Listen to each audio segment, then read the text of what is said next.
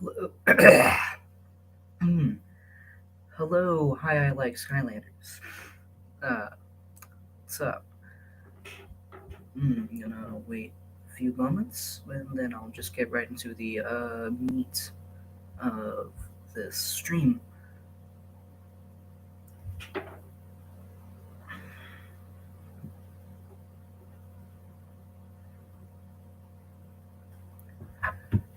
But yeah, I'm doing good.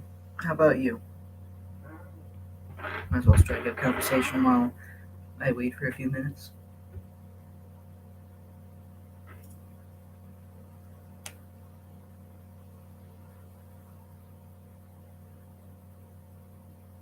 Kind of sick. That's no good. No bueno. Why? I can ask how or what it is. Why? Why are you feeling sick?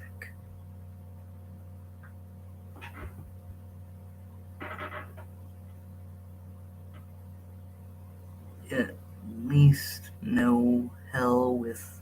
I don't know what you're saying. You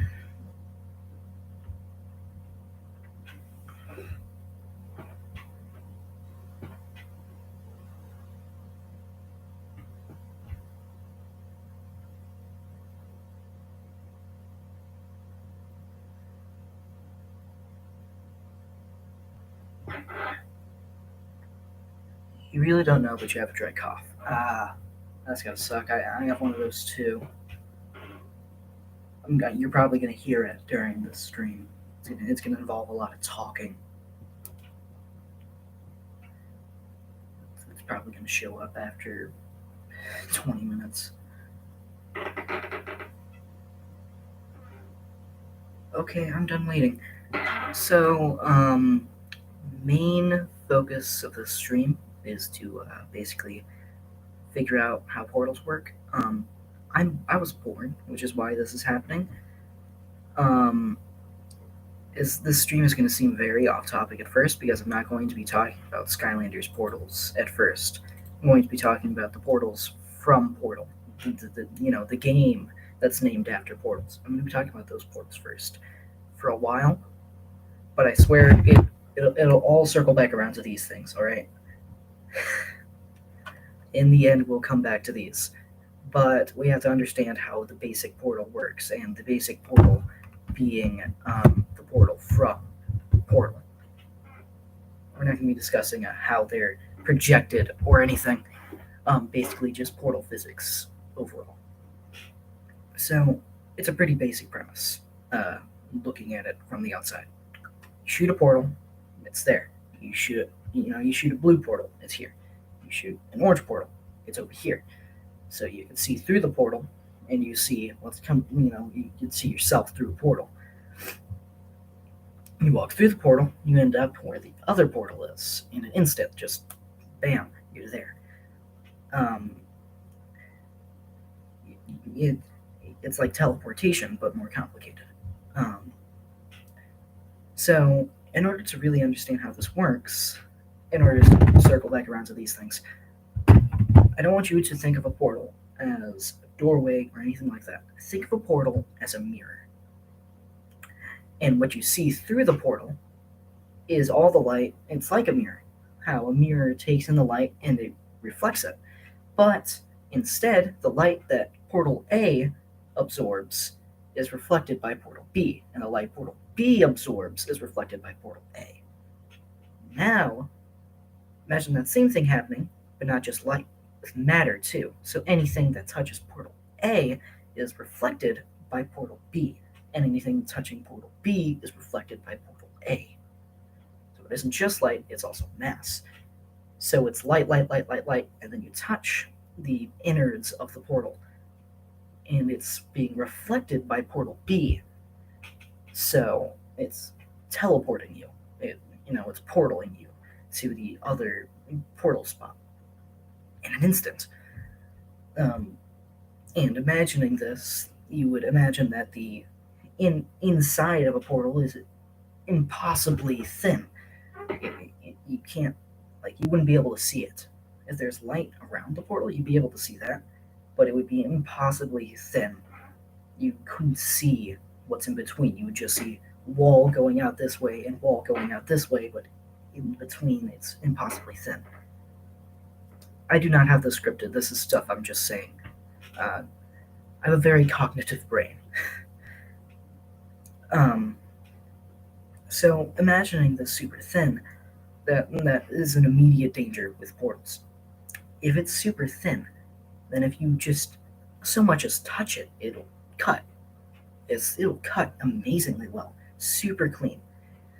And, because it's like how a sword works, or even how paper cuts happen. A sword is supposed to be thin so that it can smack it, and then when it smacks it, it pulls it apart. The same sort of thing happens. The thinner it is, the less force you need when smacking it for it to pull the thing apart and cut it. Yes, I'm using the word smack for this, alright? You smack it and it cuts. It makes sense. Trust me. The same sort of thing happens with the edges of the portal, but because it's so impossibly thin, so little force is needed. Just anything just tapping it would instantly cut. Instantaneously. It would cut. That's it. It cuts. It chops. If you were to accidentally fall and like smack your arm against it, it would slice. It would slice your arm. It would slice your arm off. It would slice your arm off. Your arm would be gone. If you were to step through a portal and you accidentally landed your foot in the bottom part of the portal, it would cut your foot. It would chop it. Your foot is gone. Your toes no longer exist. Would it cut the floor? No. It would not cut the floor unless it was touching it in a weird way. Um, following this, following this train of thought, if you were to, if you were in between two portals, you aren't touching the edges, but then you move a portal, well, now you're one of two things. Either you're trapped in a wall, or you get sliced in half. You get sliced in half.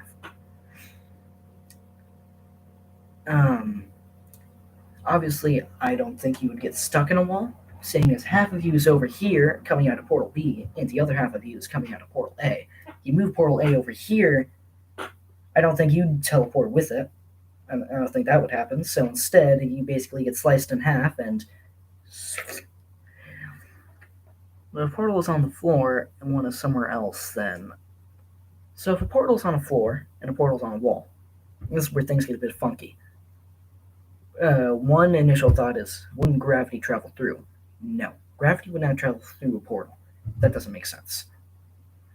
The gravity only affects the things that are on the opposite sides of the portal. So if Portal A is on a wall right here and Portal B is on the floor, if you're on the outside of Portal A, gravity's pulling you down. But the moment you step out of Portal A into Portal B, now gravity is pushing against you. And this comes up with a question: how do you get through Portal A then if you have the force of gravity? Well, it'd be like jumping. You'd have to jump through it. Keep in mind, if you touch the edges at all during this, you cut. You get cut. You slash. You lose a part of you. So you have to be extremely careful. And if there's a portal on the floor and one on the wall, you basically have to jump into the one on the wall. And if you just fell into the one on the portal on the floor, man, that's another thing. If you jumped into the one on the wall, so like imagine it's like a doorway, top bottom. Hello, Portal Master Price. We're talking about. He's gone. Well done. He's back. We're talking about portal physics. These things will come in later. We're currently explaining.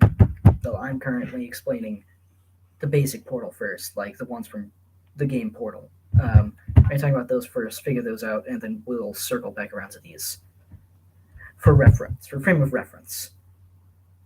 Because obviously we need to understand how the basic image of a portal works in order to then comprehend how these guys work, which is a whole other thing. Okay, so getting back to it. Um, so you would have to jump through the portal in order to go against gravity if one was on the wall and one was on the floor. You're just going to listen from now. You have to charge. That's perfectly fine. Um, but in order to get through the portal, you'd have to jump to go against gravity. And on top of that, if portal A is on the wall and it's top to bottom, like a normal doorway, portal B is on the floor. So you would come out looking up. You'd come out vertically, unless you were to jump through at an odd angle, in which case then you would come out straight up. It, it's kind of hard to picture, but it wouldn't be like in the game Portal where you just automatically oriented. No, that wouldn't happen. It would be dependent on how the doorways are shaped or rotated. That's the word. Following this, if you had two portals on the wall, but one portal was upside down, you could go in through portal A, you'd come out of portal B basically on your head. You'd instantly fall onto your head. Um, you can see how that can be a bit dangerous when portal A is just at ground level and portal B is all the way up here and upside down. Trick somebody into falling through that and bam, right on their head. Very dangerous. And you still have to keep in mind that you can't touch the edges or else slicey because they're impossibly thin. Um, so we thought we have that covered. Okay, that's the basics. I'm going to explain a few paradoxes with portals. The first one being the pole paradox. Oh yeah, one more thing before we get to the pole paradox with portals. If you have a portal on the ceiling and one on the floor, and you jump through the one on the floor, and then you keep falling, eventually you'll reach something called terminal velocity. That's when you can't be moving any faster and you can't be moving any slower. Basically, your falling speed has reached its maximum. It's reached a stable amount. When you reach terminal velocity, if your portal moved and you just hit the floor, it would be like falling out of a plane, hundreds of meters in the sky. You would splat. You would die. At that point, there is no actual surviving that, unless somewhere, somehow, one of two things happens. Either somebody basically just launches you off of a building, off the side of a building, nonetheless. Somebody launches you out the roof of a building, so you just shoot up and then you can parachute down, or you get shot out to the side and you have to parachute, or there's a suspended ceiling in the sky that you just fall out of and then you parachute. All these involve parachutes because if you don't have a parachute, you just fall. Either you shoot up and then you fall down, and if that was the room, then either you shoot back down into the floor or you shoot up into the ceiling. Either way, you splat. You get shot off a building, in which case you just go whoa, until you either hit the ground or hit another building and splat. And if you just got shot down, it'd still just be like falling out of a plane. You'd go splat. Unless you have a parachute, all scenarios involve splats. So, and not the Skylander. So you have to be very careful with that. Okay, paradoxes. Pole paradox. This one is pretty simple. So you have a metal pole, and it's as tall as the room. And you have a portal on the ceiling and a portal on the floor. Put the pole through the ceiling, it's coming out of the floor. Then you make it so that the pole is touching itself. The top is touching the bottom, and you weld it together. Now you have one supposedly infinite pole going up and down forever. So you have an infinite pole now. What happens if you let it go? Does it stay still? Does it start moving down but at a constant speed? Or does it start moving down and accelerate and accelerate and accelerate? Just get faster and faster and faster. Well, we can instantly know that it wouldn't just stop moving. That doesn't make sense. Gravity would still be affecting it. Just because there isn't really anything under it other than itself doesn't mean gravity won't still affect it. So it's going to fall. Now, will it stay at a constant weird speed or will it accelerate? it's not going to say to cause a weird speed. That also wouldn't make sense. It's not like there's anything really stopping it. So instead, it's going to start moving super, super, super, super fast.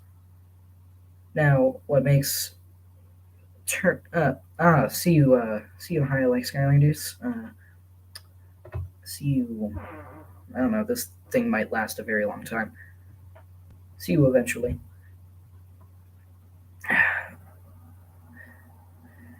All right, back to the premise. It would. What's my the terminal velocity? It would reach terminal velocity. Terminal velocity is caused by air drag around you. So you keep falling because of gravity, but then the air sort of lifts you up in a way until it can't lift you up anymore and gravity can't push you down any faster.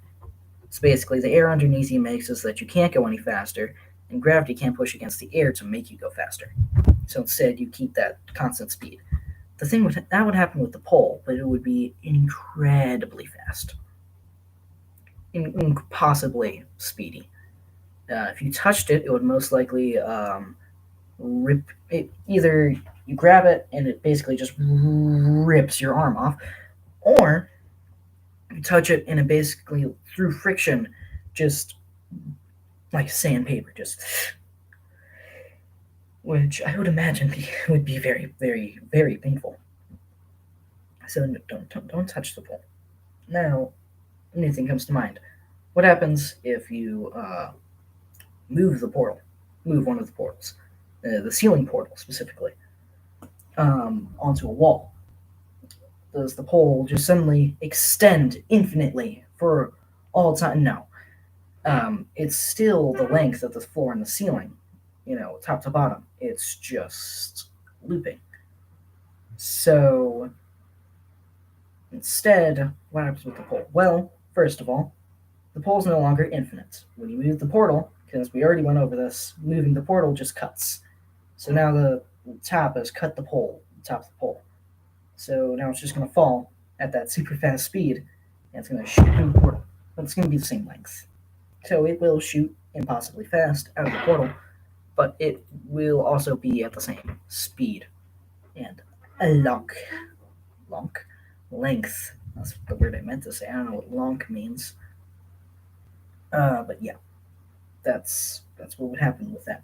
And now the final part of the paradox. What happens if the panel that the ceiling portal is at starts falling?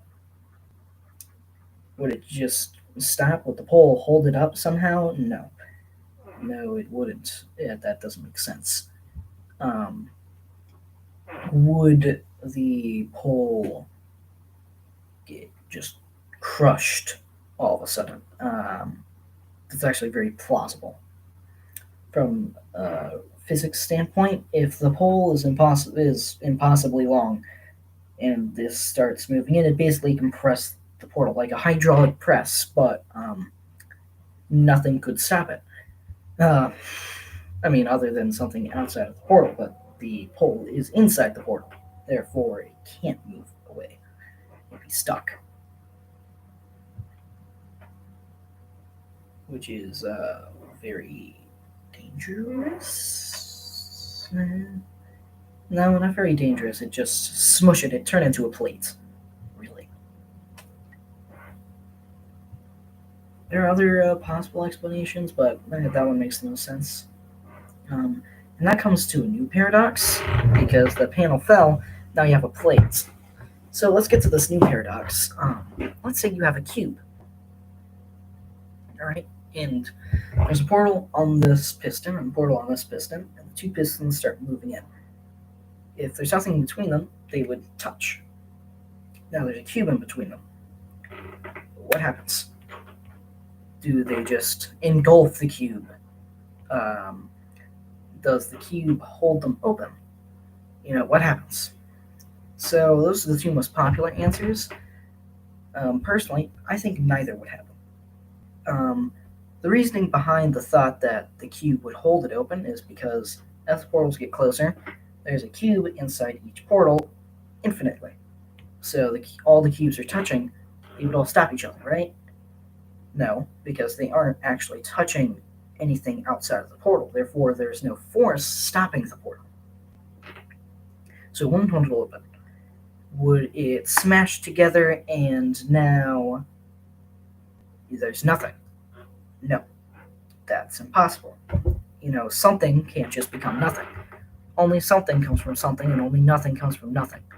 That's physics. That's relativity, I think. I'm pretty sure that's what a basic form of relativity is.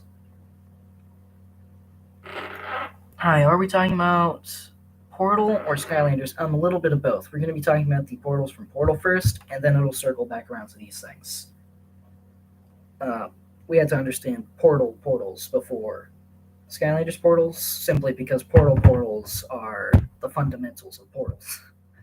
We're going to be talking about these things later on, a bit later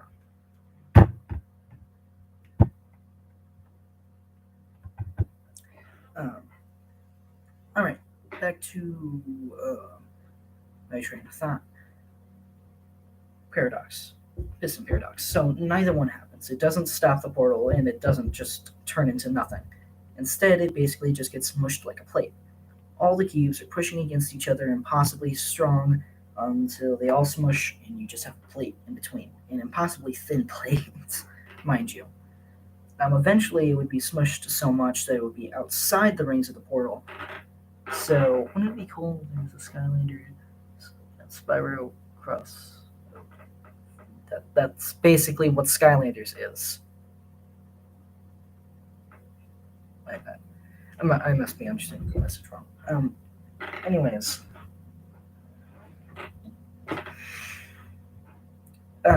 Basically, the cube would be smushed until it was outside of either edge of the portal, in which case now it'll be holding the portals open because it's outside of the ring of the portals.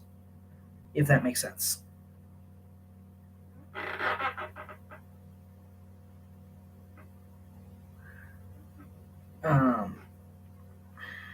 Train of thought. Okay, so that's that paradox thought through. I have one more paradox to talk about, and that is the moving door still cube. So if you have a portal over on a wall, right? That portal's there. That's portal A, okay? We're going to say that's the orange portal. Now, there's a cube on a platform, and above this cube on a platform is a piston with portal B on it, the blue portal. So if this portal starts moving down and it hits the cube, will the cube shoot out of portal A or will it fall out? So these are the two most popular answers. Either it shoots out or it falls out. Shooting out doesn't seem like it makes very sense to me. The reason behind this, the cube isn't the thing with the force, it's the piston. So when the piston pushes onto the cube basically just starts materializing out of the other portal. So that means, does it fall out? Not the way you would expect. Yes, the cube is coming through, but it takes force for the cube to come out the same way. It takes force for the cube to plop out like that, because it at least has to have enough force to move out and then fall. So instead what happens is basically the cube gets compressed. It materializes layer after layer after layer on the other side of the portal until you just have a highly compressed, very dense cube-shaped plate, basically. And that just fall out. And once again, it would be impossibly thin and very, very, very, very sharp, just like the portal edges. So that being said, I believe we are now ready to talk about Skylanders portals. These bad boys. I'm not going to go into how they work. It's magic, so we can just we don't need to talk about magic. It's just write that off. It's magic. Just let it do its thing. So, first off, Skylanders portals are very different from portals. The main thing being, you can't see the other side of these things. And, you can't see the other sides of these things. Oh, you just turned on. Stop that. That is a very odd question to just pull out of nowhere. I do not feel legally obliged to answer that question, sir. Um, anyhow, they're very different from portals. First of all, you can't see through them. They just show random colors. And yeah, that's the first big difference. Second big difference, generally, there isn't a portal on the other side. You just sort of, the Skylanders just sort of get beamed down from the heavens out of nowhere. So how do these things work? So I still think the mirror way of thinking of it is still very valid. You just need to think of the mirror as very foggy. Okay, it's a very messed up mirror. It's imperfect. So instead of reflecting just light the same way it was absorbed, it can only reflect just big colors, whatever the biggest amount of color is, which is why the portal changes colors around so much. It's just showing other big colors. Obviously, it's to represent the elements, but in this case, I believe it represents light being absorbed by the exit. It could also be the fact that the exit is ever changing, because with these portals, you just sort of magic it. I want to go here, and then you step on, and then bam, you're there. Which is very interesting way for portals to work. How? How is a good question. So it's still like that materializing thing with the mirror explanation. Although it's a foggy mirror, you still come out relatively the same. But you don't just fall out, instead you get beamed down. We could just easily write this off as magic. It isn't very well explained in the games. Not a lot of stuff. Not a lot of things about how stuff really works ever is in Skylanders. Let's be honest.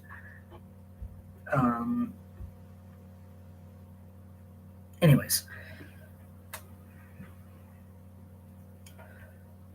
continuing this train of thought, when you get beamed, how? Just how? How do you end up on the other side? If it's a foggy mirror, why don't you come out foggy? Basically, maybe it's the material of the portal. It can only reflect so much, but it's still like a mirror. It's very difficult to explain. I actually didn't really think this much through it. I had some of that other stuff already thought out, but getting to this part, I haven't actually thought about how the Skylanders portals work all that much. And this is not scripted. I honestly don't know how these. Okay. Let's step away from that for a few moments. Looking at these things, it isn't just this. The portals are impossibly thin, but this is not impossibly thin. As evidence, I mean, comparison to the thickness of my hand, we can see that these things are not impossibly thin.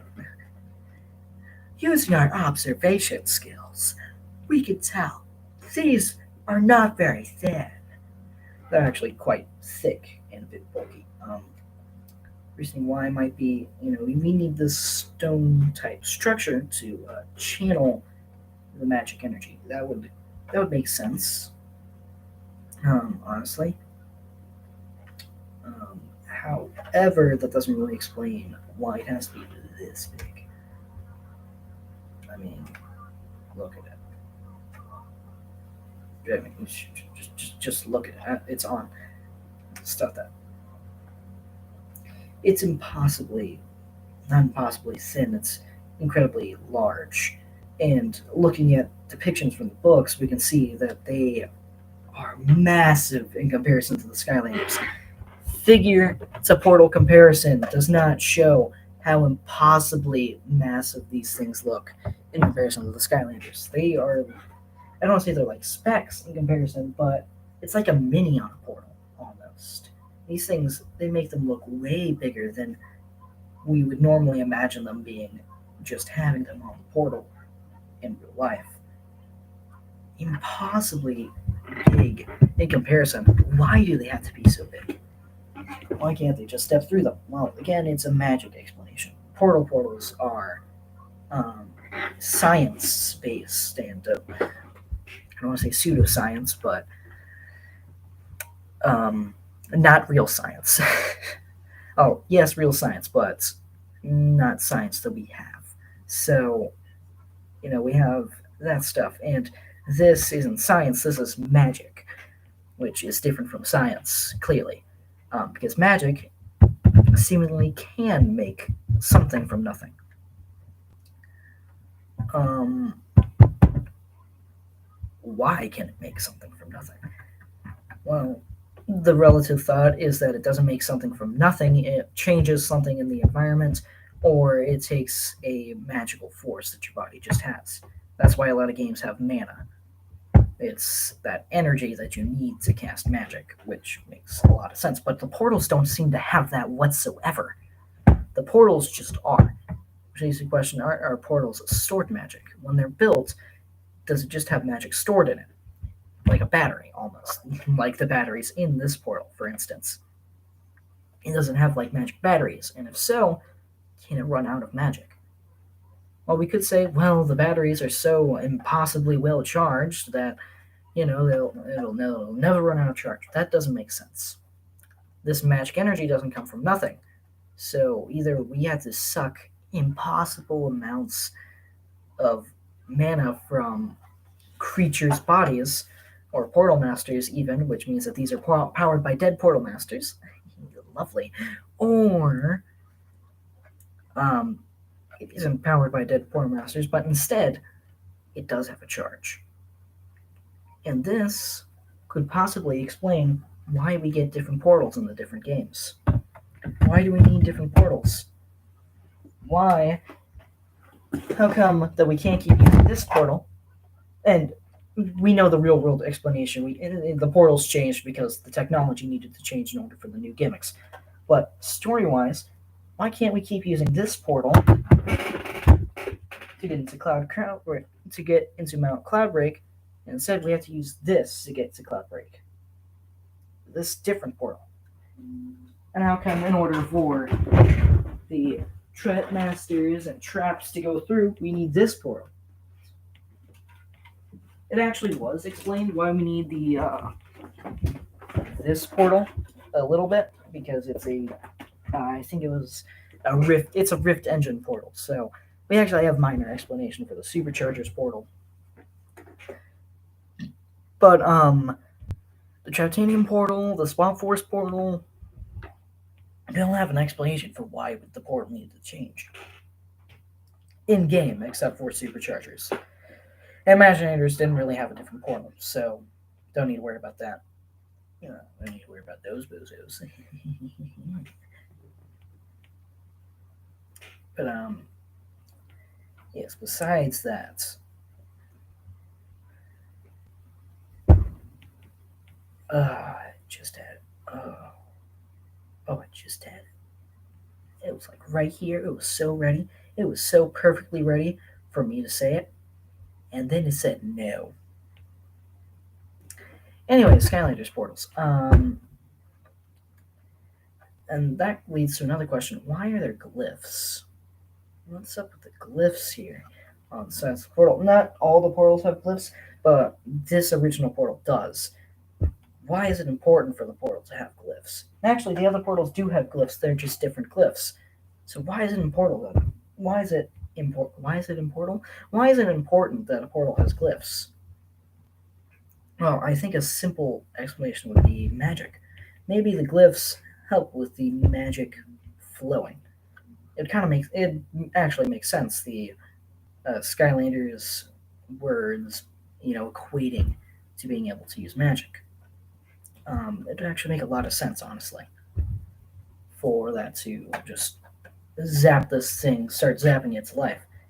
That comes up to another question. These things are always on. You never see a portal without it swirling, do you? Unless it's one of the portals that don't have swirls. You never see this portal not swirling. What happens when it does run out of charge? Does it just explode? Does it cause a black hole and it collapses on itself and then it, zaps away out of existence? Does the portal explode? Does the portal explode rather than implode? Does the portal just turn off and this zaps away and you can see what's inside? So, what is inside of a portal? I would assume more stone, honestly. I'd assume more stone or some sort of special stone plate, maybe. That would make the most sense. Either that or it's somehow hollow on the inside. And that's where the magic was being stored originally. That's another thing. Maybe it is a magic battery, but it still needs magic in order for it to portal something. Otherwise, we wouldn't need portal masters. They would just bam. So clearly, there is some sort of activation that needs to be done as well. They don't just work. They don't just portal something on its own. There has to be a portal master to make the portal work. Um, so maybe it isn't entirely a magic battery as much. Well, maybe it is a magic battery, but not a lot of the charge is ever taken. It's a very slow burning battery, which would actually make a lot of sense as to why these things seem to last so long and why we need portal masters to make them go. That would make a lot of sense, actually. So that explains a lot of that viewpoints on these portals. In the first place. This next thing I was going to bring up how they portal. So we're just going to keep using the mirror train of thought to continue this. Let's say it does mirror you. How do you just beam out of the sky? So maybe this is another thing as to why we need portal masters. It's their magic that activates the portal, and it's their magic that beams the Skylander down safely. Without that, the portal would either activate on its own, but then you just drop out of the sky, or end up someplace random. So maybe it doesn't need a portal master to portal as much as it does as much as it needs a portal master to portal where you want and how you want, which again would be a very valid explanation. It would make a lot of sense as to why we need portal masters and why Skylanders don't just get to where they need to go by themselves. There is one interesting thing, though, that I'd like to bring up. In some of the books, it is said that Hugo has a portal system where he can portal to wherever he needs to go in the library because the library is so massive. It would take years to walk down it just walking. The thing about this is, if there's no portal master to activate the portal, is Hugo a portal master? This seems like a very stupid question, I know, but is Hugo a portal master then, if he can control where the portal goes? Well, the interesting thing about this is that maybe they're a special kind of portal. Because he isn't just portaling there, there's a portal that he ends up on. He portals to a portal. So maybe the portals are all linked to each other, but that still doesn't explain how he uses the initial portal. Maybe the other portals automatically teleport him back, but the initial portal will still be portaling him somewhere random if there isn't a portal master there. So, is he a portal master, or does everybody have some minor control over a portal? But only a portal master can send something anywhere. Another thing, the portals in Portal only control space. These guys control time. It's actually said in the story scroll through space and even time, or something along those lines. I'm not going to quote it directly right now, but that is something that is said. So that makes us ask the question as to how it breaks the laws of time. We already went over how it we haven't even really gone over how it breaks the laws of space. How's it going to break the laws of time? Well, it's already kind of breaking the laws of time by breaking the laws of space, because it should have taken you a certain amount of time, at least going at the speed of light, to get to that next place. But instead, you're there instantly, even faster than the speed of light, theoretically. So, following this, could a portal send you through time? Well, the answer is yes. How do we know? Because we've seen it happen more than once. And I'm not even talking about the future of Skylands, that whole thing. We've seen it send us to the past as well. And I'm not talking about how we get out of the future of Skylands either. I'm talking about the level replay feature. The feature in which you replay levels. How does that happen? How do you redo the level? Well, thinking about it, if portals can send us through time, it's just sending us back in time, and that's why everything's still bad. Actually, we've actually also seen it send us to the past, without the level replay feature. The past of Skylands level. That's not what it's called.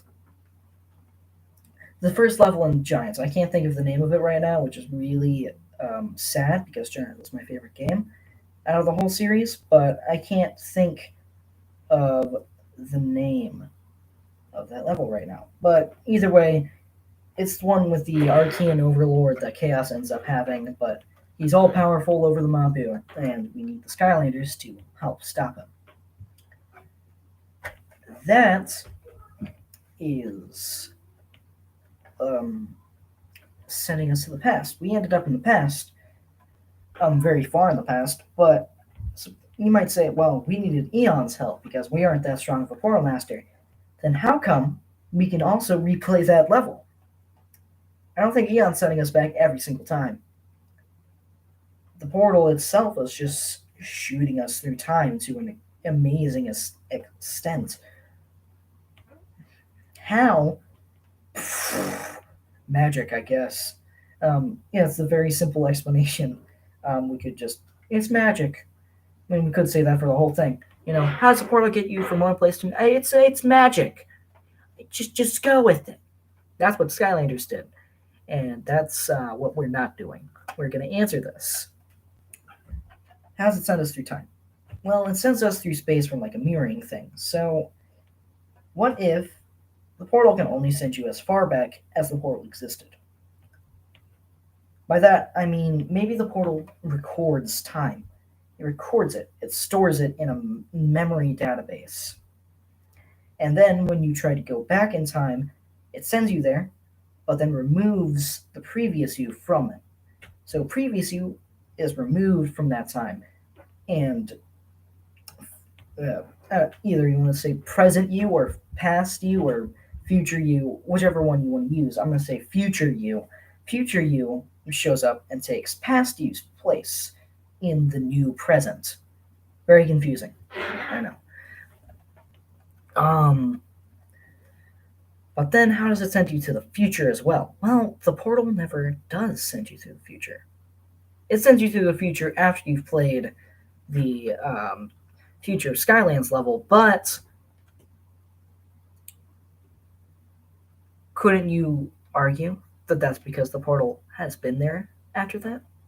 The portal is still sending the Skylander there, and that's most likely why we couldn't portal there automatically. We needed the help of the Time Tower, or whatever the previous level was, the one that people don't seem to like that much.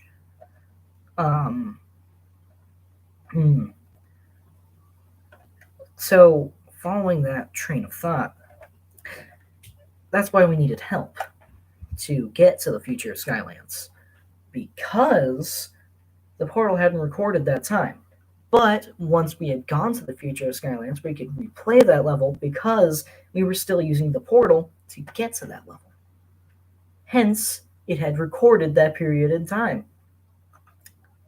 Yet, we cannot portal back to what was going on during the future of Skylands because it wasn't there to record that time. If all of that makes sense. Which to me it does, but I'm also the guy nerding out about it. So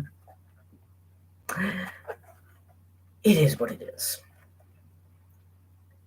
I think I've covered just about everything I can think of about the portals, honestly. How they work, how they send you through time, how they send you through space, I think. Did I cover that? It's basically a wormhole. A lot of people seem to be very familiar with the idea of a wormhole at this point. If you aren't, there are many people who can explain the idea of a wormhole much better than me, much better than the basically high school students. So yeah, I'm not going to explain a wormhole very well. Basically, thingy go in here, thingy go out somewhere else. In layman's terms, I think I'm using that correctly. Thingy goes in, thingy goes out somewhere else. Thingy goes in here, thingy comes out over here. I think that's the best way to explain it. It's like folding a piece of paper so that two points are touching, but they shouldn't be. Really, they're like over here, but then you fold it and they're touching. That's one of the best explanations I can give. For a more in-depth explanation of wormholes, go check out some other science nerd. All right, I'm a Skylanders nerd, not a science nerd. I scoff at thee. That's just about best I can think about on Portal now. Honestly, this is a very short stream. Honestly, it should have been a video. Darn. Whatever will I do? Yeah, that's the most I can think about portals. And that's just about been the stream then. I don't know, I was bored, so I decided to do this. Yeah. I'm probably gonna go record some videos after this. Actually, no, I'm gonna eat after this, then I'm gonna record some videos. I haven't had breakfast yet. That's it. That's the stream. I have been SkyO'Steen, and just remember, your adventure is only just beginning.